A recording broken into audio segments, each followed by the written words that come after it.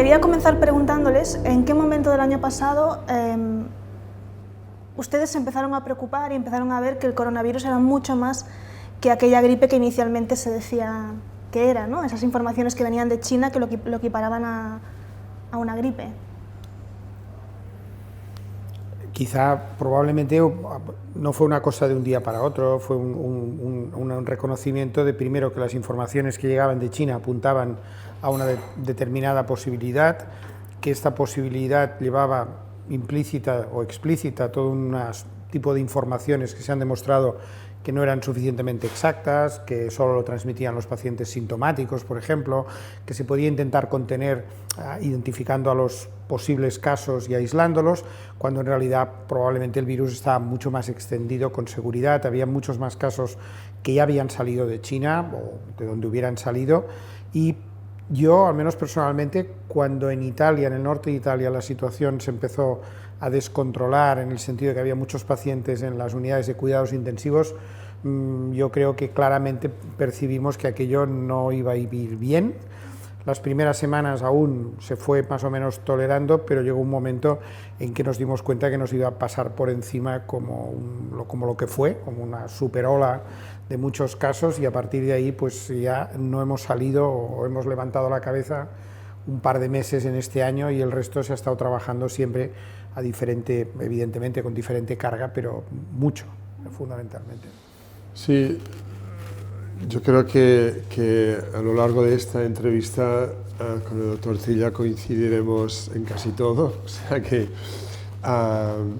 lo cual es obvio por muchos motivos, pero a mí personalmente recuerdo que me llamó la atención cuando vi que se morían las personas, ¿no? Que la gripe causaba una mortalidad que, viniendo de China y lo que siempre piensas que filtran las noticias, me pareció terrible. Y luego cuando además el médico que la describe fallece también, y era una persona joven, pensé que era un escenario que no era que todos, de una manera inconsciente, cuando algo queda lejos, dices esto es una gripe, esto no llegará, no pasará, tal, pero cuando ya hay, como digo, estos muertos, o sea, estos fallecimientos a causa de la enfermedad, piensas, ojo, que esto va en serio, y la globalización nos lo traerá enseguida.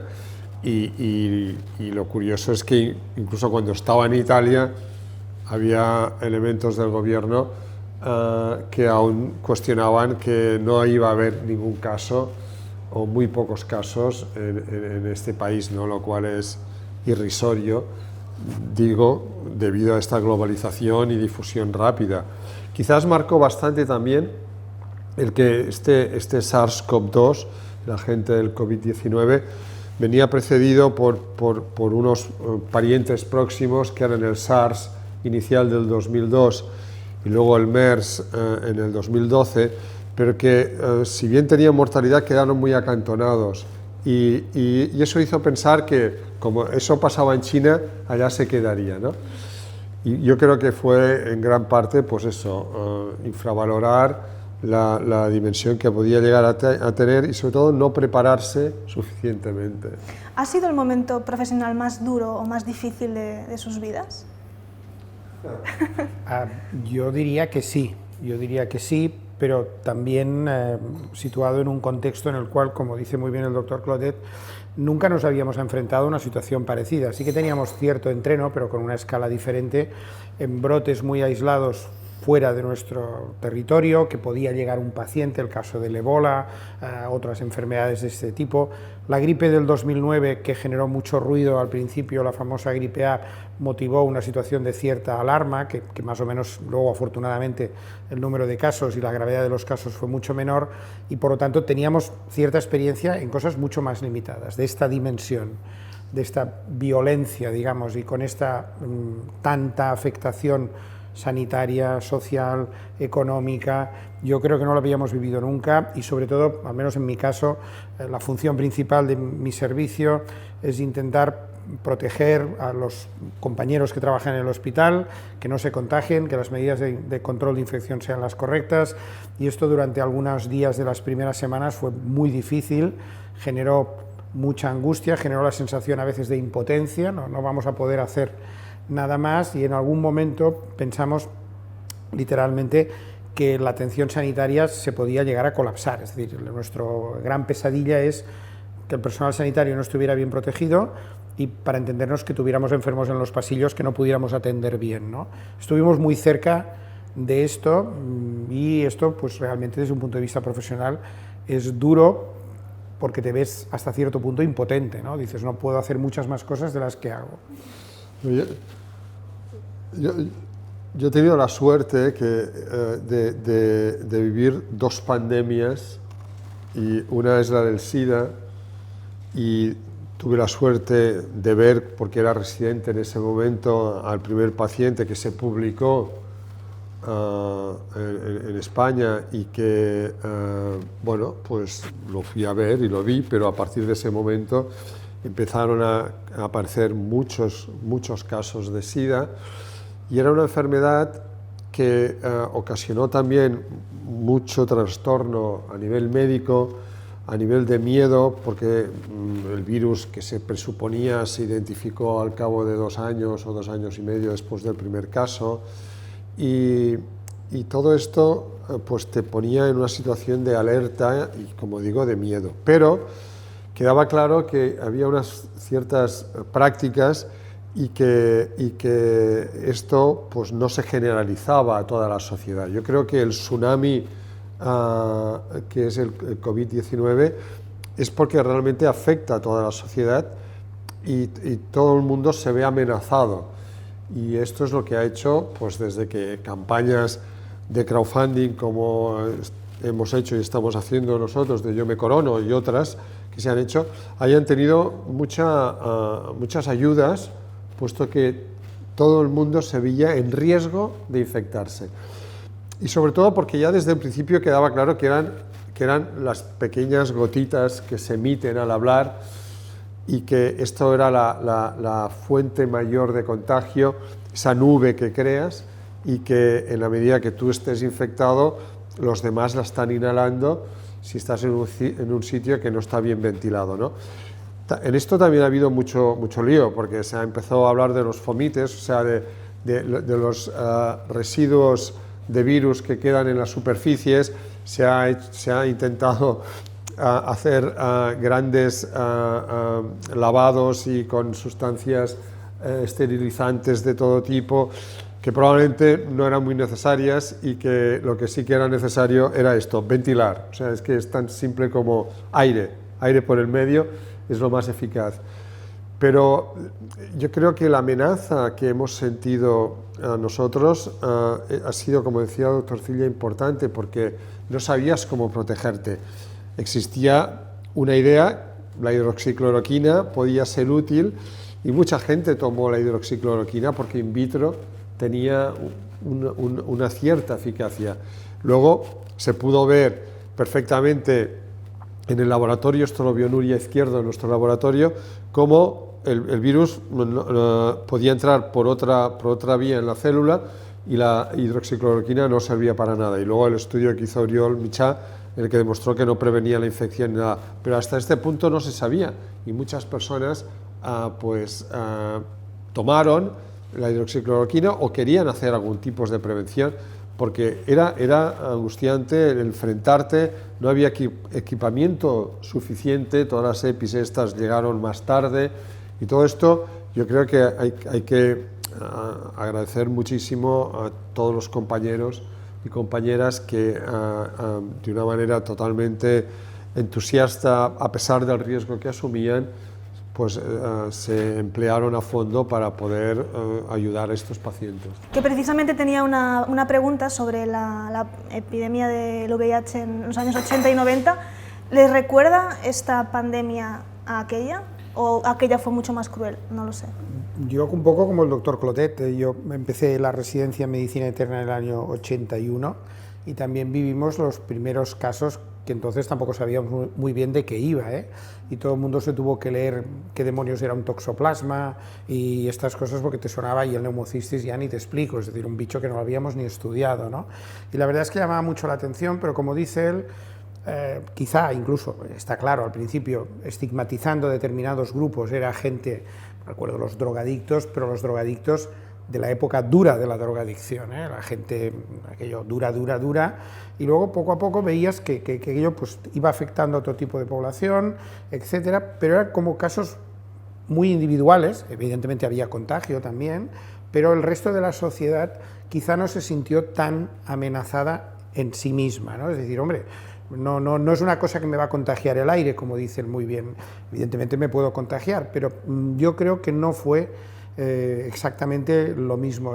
Aquí yo creo que el SIDA lo fuimos digiriendo poco a poco, al principio con grandes dificultades y sin ningún tipo de arma terapéutica. Supongo que el doctor Clotet se acordará, llegó un momento en que se cuestionó, por ejemplo, si los enfermos con SIDA y una neumonía bilateral que caían en insuficiencia respiratoria, valía la pena llevarlos a la UCI, porque se morían todos, literalmente, por mucho tratamiento que le diéramos, con lo cual también era una situación complicada, pero quizá más individual, sin esta afectación claramente poblacional, y evidentemente el SIDA ha tenido repercusiones tremendas en África, con familias destrozadas, muchos huérfanos, mucha mortalidad especialmente, y también en el resto del mundo, pero creo que no ha tenido la repercusión tan brusca, intensa y tremenda que ha tenido la COVID-19, planchando literalmente a todo el planeta. Ha sido una cosa de más lenta digestión lo del VIH. Sí, básicamente es porque la sociedad tiende a estigmatizar para protegerse, ¿no? A nivel, el subconsciente te dice, si esta enfermedad, pues yo qué sé, afecta a los que son altos y de color blanco y ojos azules, tú dices, bueno, yo no soy así, con lo cual me protejo, no me tocará a mí. Y esto, dado lo que sucedió en el inicio del SIDA, que es, como decía muy bien el doctor Trilla, una época muy dura de las personas que tenían adicciones a las drogas, que yo recuerdo perfectamente que ingresaban y entre ellos se hablaban de en qué galería estás, no en qué planta estás, porque muchos venían de la cárcel. Y luego toda la estigmatización que se hizo sobre las personas, sobre los hombres que tienen sexo con hombres, y que yo creo que fue terrible y por desgracia aún persiste, pero sí que es cierto que había estos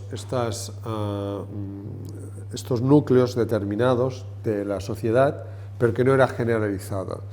Y en cambio el COVID-19 ha sido un tsunami que lo ha barrido todo y ha afectado a todo el mundo, no se ha salvado nadie, ni presidentes de gobierno ni el más humilde. Y entonces esto es lo que ha condicionado una situación de vivencia muy impactante, y de hecho también es el cambio en el hábito vital que tenemos, ¿no? A pesar de que no tengamos un confinamiento, me gustaría ahora yo preguntarle al doctor Trilla si él le pasa lo mismo que a mí. Yo creo que estoy como atrapado en el Día de la Marmota, de la famosa película de la marmota Phil, que sale una vez al año, pero esa película rodaba todo siempre alrededor de esa marmota y todo era en el mismo día. Pero me da la sensación de que empiezo un lunes y sé todo lo que tendré, llega sábado y domingo y sigo trabajando, y a pesar de que tengo la suerte de poder hacer un poco de ejercicio físico, lo demás será confinamiento de comarcal, será lo que sea. Llevamos un año realmente pues con una serie de limitaciones que a nosotros nos han afectado, pero sobre todo a la juventud, y esto tendrá una repercusión a la larga, yo creo que muy importante, y que necesitará de mucha psicología y de mucha psiquiatría y de mucho enfoque de cómo hacer frente a todos los trastornos que se derivarán en los adolescentes de esta época. Sí, sí, yo tengo la misma sensación, ¿eh? Y igual que el doctor Clotet, me considero un privilegiado. Voy a trabajar todos los días de la semana, desafortunadamente también los fines de semana, porque no hay manera de digerir toda la información y todo el trabajo que tienes encima de la mesa, pero realmente te das cuenta de que has rutinizado cosas como hace meses que no vas a la segunda residencia, no puedes practicar el deporte en el campo que te tocaba y simplemente paseas por aquí. Y tienes que tener presente que esto prácticamente lo hemos normalizado, es decir, para esto ya nos supone la rutina. Igual que en otro orden de cosas, y esto es un comentario que siempre sale, hemos normalizado las informaciones que dicen hoy 20 muertos, o hoy 1.200 personas ingresadas y no sé cuántas en la UCI. Bueno, llevamos un año oyendo lo mismo, a veces más, a veces menos, y creo que también, si como parece, finalmente conseguimos controlar lo que es el impacto más duro en el sistema sanitario de esta pandemia, hay muchos aspectos relacionados en cómo la gente ha vivido esta pandemia, cómo el sistema sanitario está haciendo todo lo que puede para intentar que las personas sin COVID-19, pero con otra enfermedad o enfermedades, no acaben en una especie de bolsa con mucho retraso y el olvido, y esto tendrá repercusiones, si no las tiene ya, sobre la salud de muchas personas en los meses que van a venir. Además, hay que sumarles un grupo que también empezamos a entrever que tiene mucha importancia, que son los pacientes que tienen síntomas persistentes de la COVID, ¿no? Que también probablemente generarán un tipo de demanda sanitaria que tampoco era previsible al principio, ¿no? De manera que es complicado, es complicado, pero bueno, hay que trabajar cada día, hay que levantarse con el mejor ánimo posible y, como les digo yo siempre a mis colegas, hay que hacer el trabajo de cada día bien. Y si hacemos nuestro trabajo de cada día bien, pues ayudaremos a que esto pues vaya avanzando un poquito. Y esto es un poco el mensaje que todos hemos intentado transmitir, ¿no? Yo creo que lo importante, como dice el doctor Trilla, es hacerlo muy bien y sobre todo hacer muchos ensayos clínicos. Yo creo que la sociedad tiene que entender que la única manera de encontrar una solución a esta pandemia, aparte naturalmente de las vacunas que son eficaces, es hacer ensayos clínicos para encontrar los fármacos adecuados que puedan impedir abortar una vez hay la infección, la progresión, pero también los fármacos para que cuando ya hay la inflamación en el pulmón y las neumonías se puedan tratar y esas personas no fallezcan, ¿no? Entonces, pero todo esto hay que hacerlo de una manera seria y con estudios bien randomizados, bien diseñados y con un gran número de pacientes incluidos, porque en esta epidemia es la epidemia en la que se ha publicado más en menos tiempo, pero yo también diría que se ha publicado también mucho de bueno, pero mucho de malo. O sea, hay mucho fake, hay mucho trabajo que no se sustenta en base a una elaboración correcta, a un diseño correcto, porque cuesta dinero, tiempo y no todo el mundo tiene la capacidad ni lo puede hacer.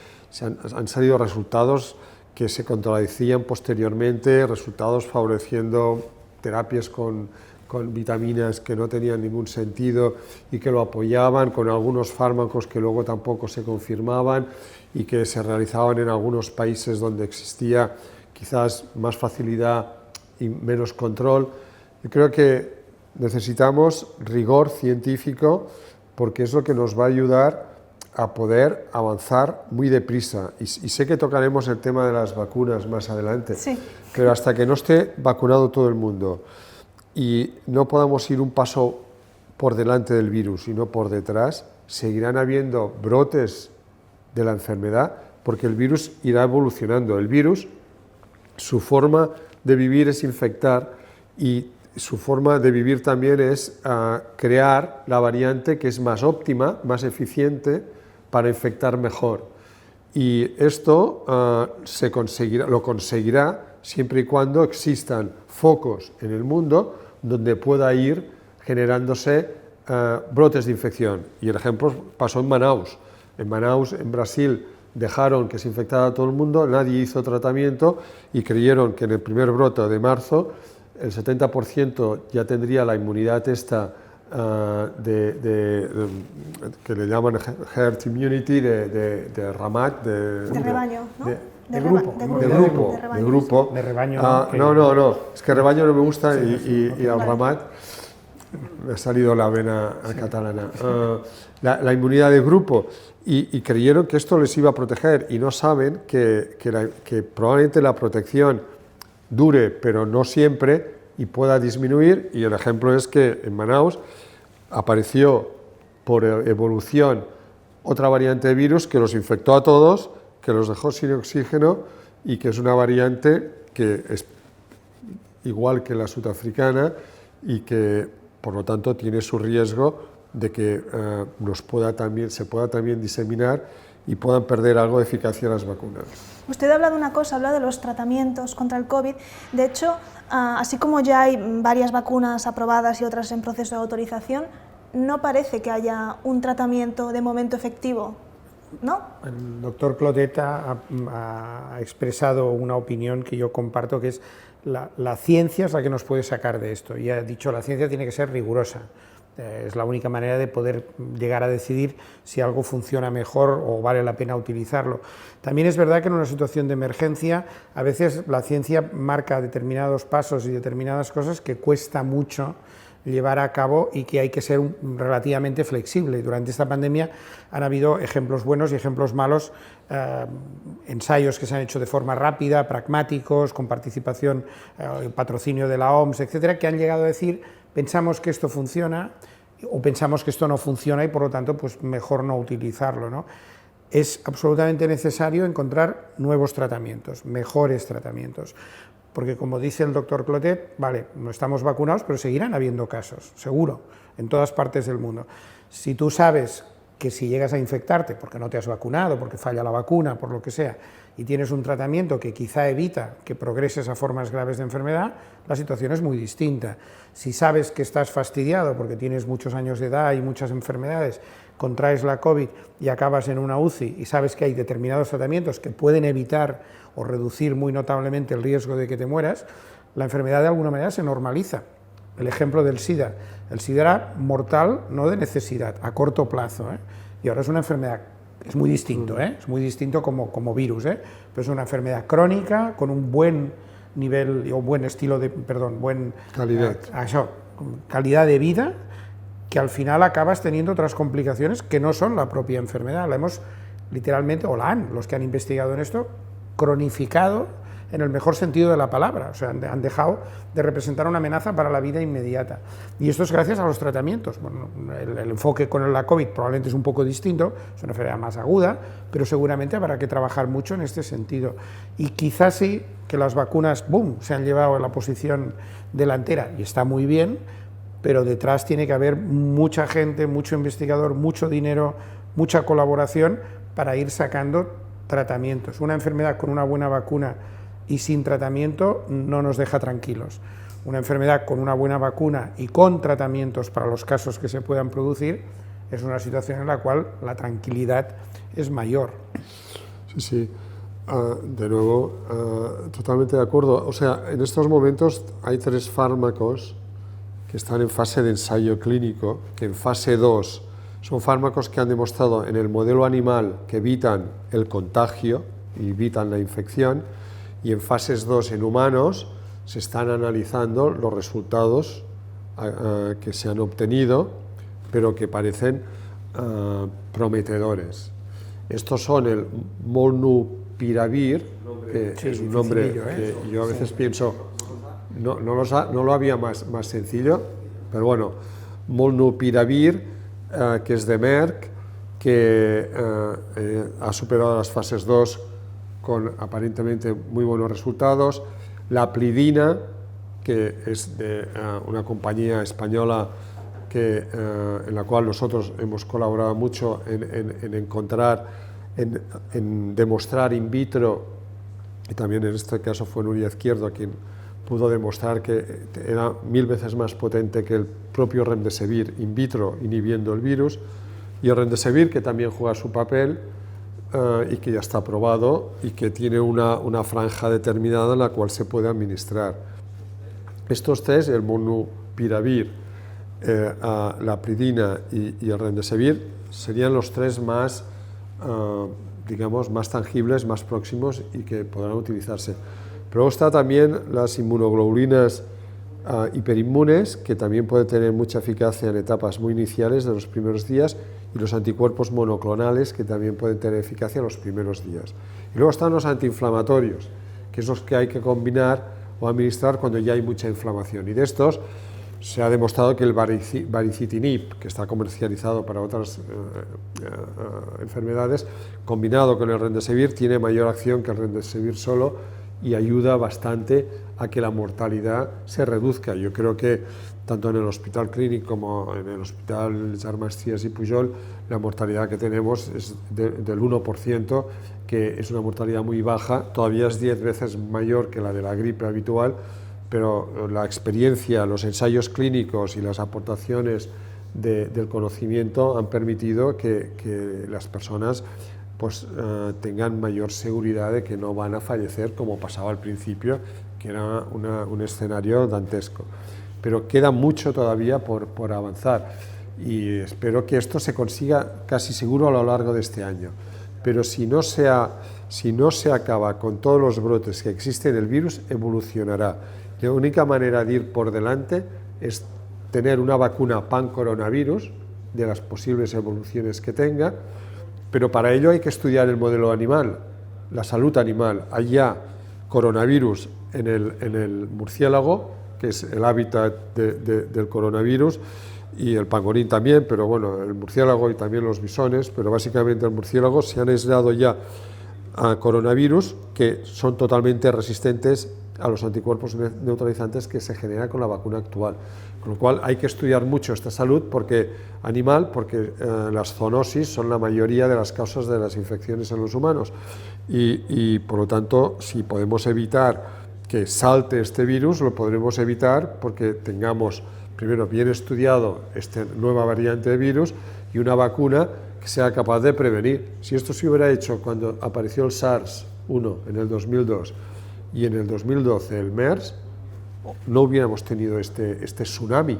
Y todo el mundo, todos los políticos estarían de acuerdo en que hubieran puesto millones, pero claro, ahora que han visto la crisis tan enorme que se ha producido, esto hay que ponerlo antes. Hay que dedicar mucho dinero a la One Health, que es la salud humana, la salud animal, la globalización, la salud ambiental, el calentamiento del planeta. Todo esto junto, hay que abocar todo el dinero ahí, porque si no, vendrá otra y acabará con nosotros. Quiero hacer un par de preguntas más, no me quiero extender mucho porque sé que el doctor Tilla se tiene que ir. Les quiero preguntar... Las nuevas variantes del virus que están saliendo amenazan las vacunas, ¿pueden tirar por la borda el trabajo hecho en este último año? A ver, yo diría que primero, cualquier variante genera titular, sobre todo si se llaman británica, brasileña. Además, para nosotros ya es una complicación porque no hay nadie que entienda la nomenclatura de estas variantes, ¿eh? Tienes que tener una buena memoria para distinguir unas de otras, pero son distintas. Algunas de ellas, por ejemplo la británica, sabemos que desde el punto de vista de las vacunas parece que no va a tener una repercusión especial, que razonablemente las que se están utilizando pueden cubrir bien a esta variante, pero sin embargo introduce un factor de que probablemente con seguridad es bastante más contagiosa, que los síntomas pueden durar un poco más, todas estas cosas que ahora se van conociendo, con lo cual es un motivo de preocupación, pero no para las vacunas, para el sistema de control. Otras variantes como la sudafricana y la brasileña, esta de Manaus, que que allí hizo un segundo brote importante, puede ser, hay estudios, el doctor Clotet sabe mucho más que yo, que cuando lo miran in vitro te dicen, uy, estos anticuerpos no son tan buenos, no se generan tanto y tal, y es verdad, con lo cual lo probable es que digas, quizá no tendrán la misma eficacia, pero yo creo que el sistema inmune, nuestro sistema inmunológico, primero, es de una complejidad y de una finura de equilibrio extraordinaria. Yo, sinceramente, cada vez que hablo con los inmunólogos, no entiendo la mitad de lo que me dicen, o sea, les digo que me den un consejo práctico, porque te acaban diciendo de todo, y lo que nos dicen es Cuidado, porque estas variantes pueden realmente escaparse razonablemente o que las vacunas pierdan efectividad, pero no sabemos toda la historia. Es probable que nuestra respuesta natural, la celular, algún tipo de anticuerpo que ahora a lo mejor no podemos medir, ayude a que lo que ahora medimos y nos dice ay, ay, ay, que no vamos bien, pues probablemente no iremos bien, pero no tan mal como podría predecirse de aquí. 1. Y 2. El doctor Clotet ha comentado una cosa que realmente es el deseo de todos. Nos gustaría tener una vacuna que cubriera todos los virus de la gripe, no lo hemos conseguido, se va trabajando. Nos gustaría tener una vacuna que abarcara muchos coronavirus, se está trabajando. Las vacunas, por ejemplo, estas que se han sintetizado primero, las de mRNA, estas vacunas permiten pequeños cambios de piezas en la fabricación de la vacuna que permiten adaptaciones. Si esto fuera un Lego, es decir, los inmunólogos te dirían, pues cambiamos estas dos piezas y podemos fabricar la vacuna. Es decir, probablemente ha servido para que tengamos la capacidad de adaptarnos siempre por detrás, de momento, quizá no 3 pasos, sino 2 pasos por detrás, y que podamos modificar fácilmente una vacuna. Miren el ejemplo de la gripe. La gripe tenemos que adivinar cada año, hacer una predicción de qué cepas van a circular. Si acertamos, pues igual ese año la vacuna tiene una eficacia relativamente moderada y nos salva de unas cuantas hospitalizaciones y de unos cuantos fallecimientos de gripe. Si no acertamos, aquel es un año malo, tenemos muchos más casos, ingresa más gente. Eso es lo que tenemos que intentar evitar. Hay que intentar identificar los virus antes, tener, para entendernos, el plano preparado y listo, que esto es mucha investigación y mucho trabajo, y cuando aparece la pieza que falta, clac, se encaja y ya tienes la vacuna en tiempo y en forma. Si cuando aparece la enfermedad tienes que empezar a dibujar el plano, estás planchado, que es afortunadamente lo que no ha pasado ahora, porque tener vacunas 8 o 10 meses después, a mí particularmente me lo han preguntado muchas veces al principio de la pandemia, y yo decía que en el mejor de los sueños 2 años, y lo hemos tenido en 1 año o menos de 1 año, lo cual es extraordinario desde el punto de vista de avance de la ciencia. Y además, estas vacunas que se han ensayado con dificultades en algunos sitios, resulta que cuando se aplican en la realidad no solamente van tan bien como pensábamos que iban, sino incluso ven casi mejor, con lo cual esto ha sido realmente un gran avance. No suficiente, pero sí necesario para un mejor control de la enfermedad. Sí, yo creo que lo más fácil es los titulares, ¿no? Los periodistas sois una amenaza para los que no somos periodistas, porque por un titular podéis causar un gran desequilibrio social, ¿no? Y entonces, claro, una variante que tiene una mutación que precisamente en la zona donde se combinan los anticuerpos neutralizantes, y estos anticuerpos se unen peor en esa zona si hay esta mutación, pues de entrada ya hace prever que todo el mundo pues que se infecte y que cuando esta variante llegue, y llegará, pues que todo se acabará. Y no es así, o sea, de nuevo hay que abocar dinero, hay que seguir investigando. Mucha gente que ha contribuido y ha ayudado a la investigación, cuando ha visto que salían las vacunas, incluso te preguntan por qué sigues investigando en vacunas, porque es que vacunas harán falta muchísimas, y además adaptadas a estas variantes y con la idea de que puedan ser vacunas que te puedan proteger contra una gran amplitud de variantes, ¿no? Pero sobre todo lo que hay que hacer es seguir la evolución de la inmunidad en las personas vacunadas. No es lo mismo un señor de 80 años vacunado que tiene una reacción inicial que puede ser correcta, pero que a lo mejor a los 6 meses ya no la tiene tan correcta, y por lo tanto esto lo que nos tiene que decir es que habrá que revacunarlo para evitar que se pueda infectar más adelante, y que estas variantes en el laboratorio parecen que siguen inhibiéndose, aunque en menor cantidad, sobre todo la que tiene esta mutación 484K, que es la de Sudáfrica, pero eso no quiere decir que sea cero la capacidad que tiene esa vacuna de proteger contra esta variante, digamos, más agresiva. Hay que estudiarlo también y ver cómo quizás puede ser que esta vacuna esté protegiendo de evolucionar a etapas mucho más graves, que es lo que queremos en el fondo. Lo que queremos es evitar la muerte de la persona que sufre esta enfermedad. Luego ya combinaremos con otros tratamientos, con antivíricos, etcétera, con antiinflamatorios, y entonces esas personas que con la vacuna se les redujo la eficacia en algo porque tenían una variante nueva que era más resistente, pues han podido sobrevivir porque sí que hacía algo esa variante, sí que conseguía el sistema inmunitario, como dice el doctor Trilla, tiene una gran memoria y una gran capacidad de reactivación y de mejora en su producción de anticuerpos neutralizantes, y todo esto puede ser que contribuya a la larga, pero la única manera es haciendo ensayos clínicos, estudios clínicos serios, rigurosos, sostenidos, creando cohortes de vacunados que se han infectado entre la primera y la segunda dosis para ver qué sucede, que hay bastantes, de vacunados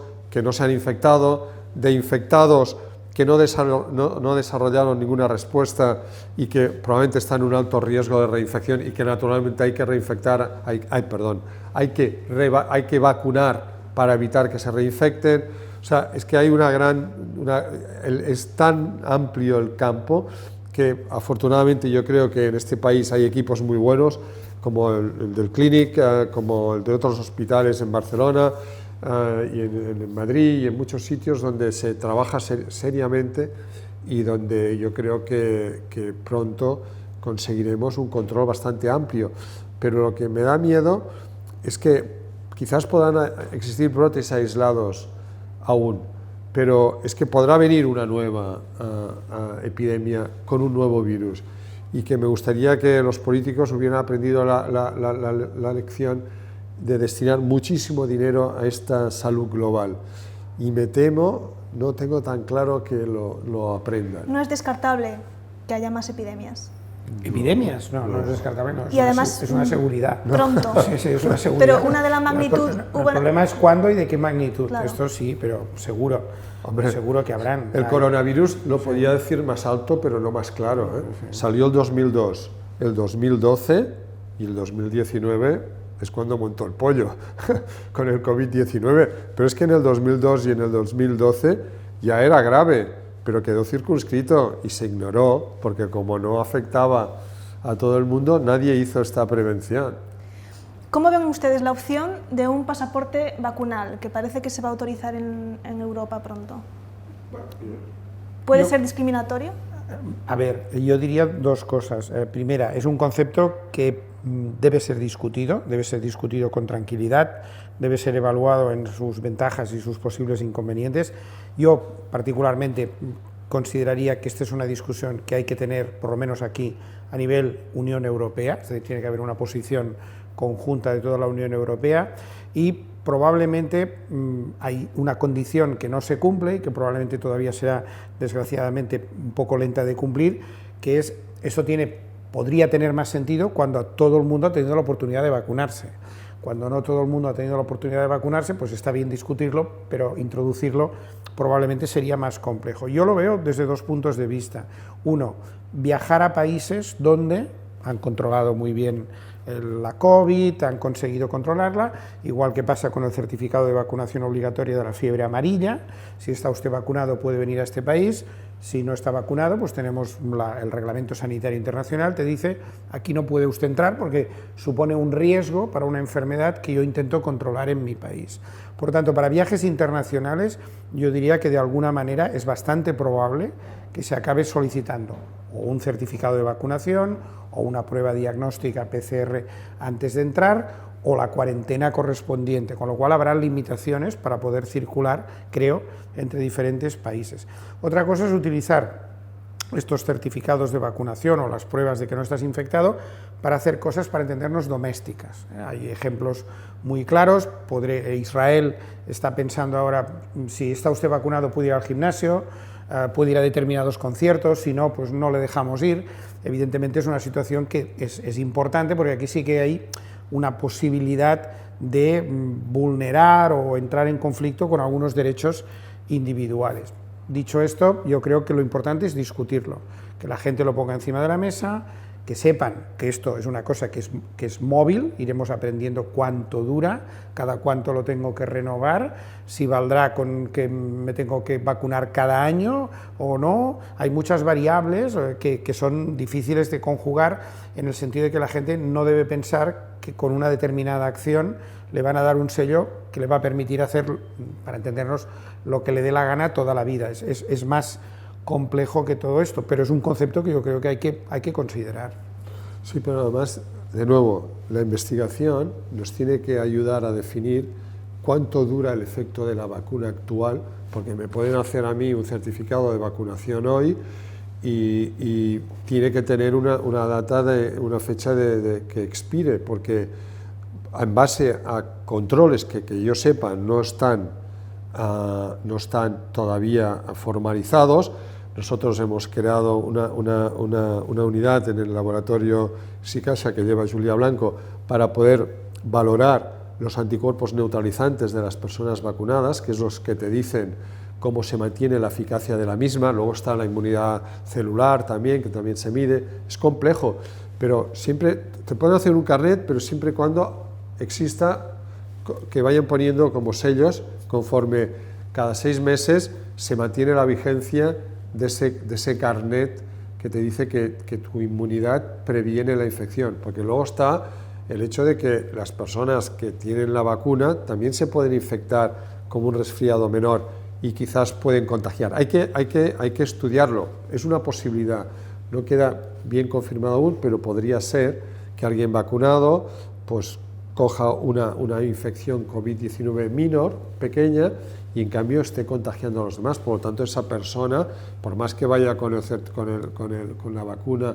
y el pasaporte de la vacuna, tiene que tomar y adoptar otras medidas. O sea, tener la vacuna no quiere decir no, voy sin mascarilla y puedo hacerlo todo. Yo creo que, y esto lo decía Tony Fauci, el gran epidemiólogo de Estados Unidos, que tenemos mascarilla hasta el 2022 con seguridad, y bueno, yo ya afirmaría que fuera así, y hay que seguirla utilizando, porque hay que generar todo este conocimiento que nos permitirá estar muy protegidos. De hecho, lo que más nos protegería es poder hacer test rápidos lunes, miércoles y viernes a toda la población, pero faltan las manos para hacerlos. Pero si los pudiéramos hacer, conseguiríamos acantonar y confinar el virus. Última pregunta. No sé si es muy iluso preguntarles esto, pero ¿cuándo volveremos a la vieja normalidad? Si es que volveremos algún día.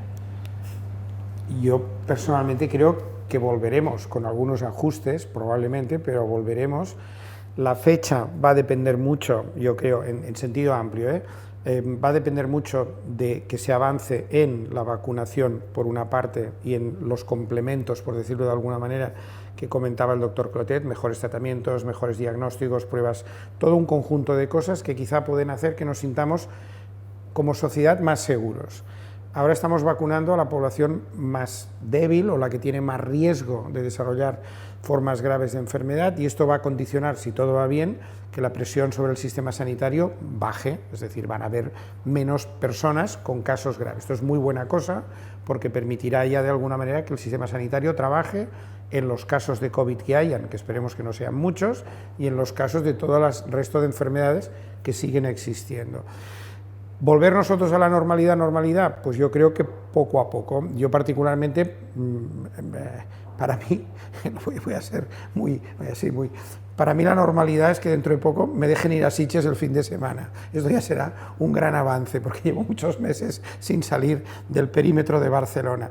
Lo siguiente será, ojalá pasemos un verano relativamente tranquilo, entre comillas, como pasamos el verano anterior, que tiene muchos números de poder ser así, y si después nos dicen, pero no se podrá usted quitar, como dice el doctor Clotet, la mascarilla durante mucho tiempo, estoy convencido, y estoy convencido que en el hospital seguiremos llevando mascarilla, y en algunas unidades a lo mejor durante mucho más tiempo. Y por la calle, al aire libre, hombre, en algún momento dejaremos de ir con mascarilla. Y en el transporte público, creo que no. Y en un concierto de masas, todos allí y tal, pues creo que tampoco. Pero todas estas cosas se irán normalizando, creo yo. Es decir, no me parece que vayamos a vivir un futuro a corto o medio plazo condicionado todavía por la dureza de esta situación actual del coronavirus. Y una cosa que el doctor Clotet ha comentado que es muy importante, dos cosas. Una, el concepto este de un mundo, una salud, el trabajar realmente, porque esto no depende de nosotros. Si nosotros nos vacunamos todos, pero el siguiente virus nos coge despistados y salta de los animales, volvemos a la casilla de salida, o peor, o mejor. Y la segunda cosa es, esto lo decimos siempre los epidemiólogos y lo dicen también los expertos en enfermedades infecciosas, cuando tenemos una enfermedad nueva o una situación complicada, nadie está a salvo hasta que todos estamos a salvo, con lo cual nosotros somos unos privilegiados, estamos utilizando vacuna, mal, lentamente, nos gustaría, todo lo que ustedes quieran, pero estamos empezando a caminar. Hay países que no se contempla la posibilidad de que se vacunen o que estén moderadamente vacunados hasta el año 2023 por lo bajo. Hasta que todo el mundo, o una gran parte del mundo, no consiga controlar la enfermedad, nosotros quizá viviremos más tranquilos, pero la amenaza existirá. Como dice él, un brote en algún lugar remoto que no ha habido vacuna, hay un lío, aparece una variante, como no viviremos aislados, porque volveremos a la normalidad, nos moveremos, ¡pum!, y podemos volver a tener otro problema. De manera que nos interesa mucho protegernos a nosotros, por supuesto, pero también nos interesa ser lo suficientemente solidarios o buscar los mecanismos que hagan que en este avance no se quede demasiada gente atrás mucho tiempo, porque lo sufriremos todos. No podría mejorarlo. No hace falta decir nada más. No hace falta decir nada más. Just. Pues muchísimas gracias por habernos atendido y ha sido un placer y muy interesante. A vosotros.